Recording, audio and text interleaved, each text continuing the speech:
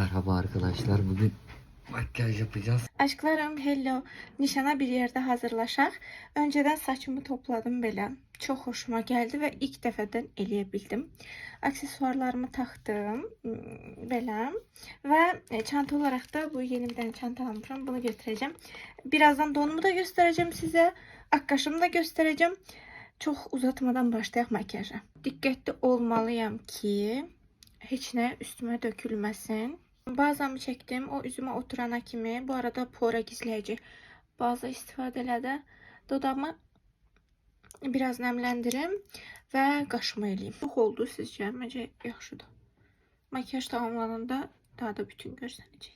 Elə əsəbləşirəm ki, özəl günlərdə nələrsə çıxır. Yəni dünən heç nə yox idi. Bugün artıq burada bir dənə qonağımız var. Görüntünün üstündə heç nə çəkmək istəmirəm. Ama baking eləmək məcburiyyətindəyəm.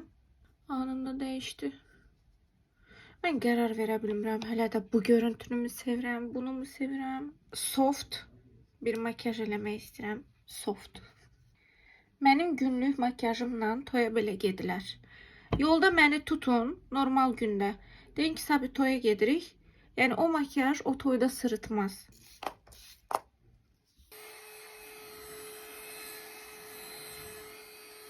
Qəşəngdir şampuan rəngi belə.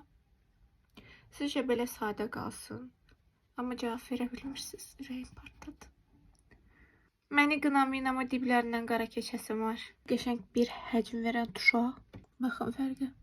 Merhaba arkadaşlar. Bugün makyaj yapacağız. Eros gel oğlum. Nasıl bir makyaj yapalım oğlum? Sen seçiyorsun, biz yapıyoruz. Gel bakalım. Seç bakalım. Bu mu bu mu? Bu mu Eros? Bu mu bu mu oğlum? Ha, bu. Bunu seçti. Makyaj kombinimizi de.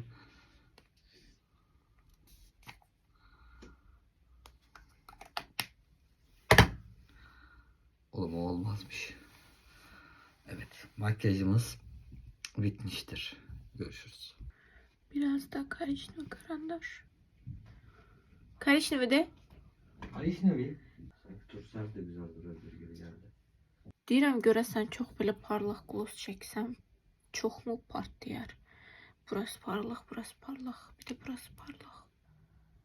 Ay. Makyajımız bu qədər idi aşklarım. Ümidvaram ki, xoşunuza gəldi. İndi kombinim falan da göstərəcəm sizə necə giyindiyimi. Hamınızı çox sevirəm. Videomu beğenmeyi unutmayın. Bye su.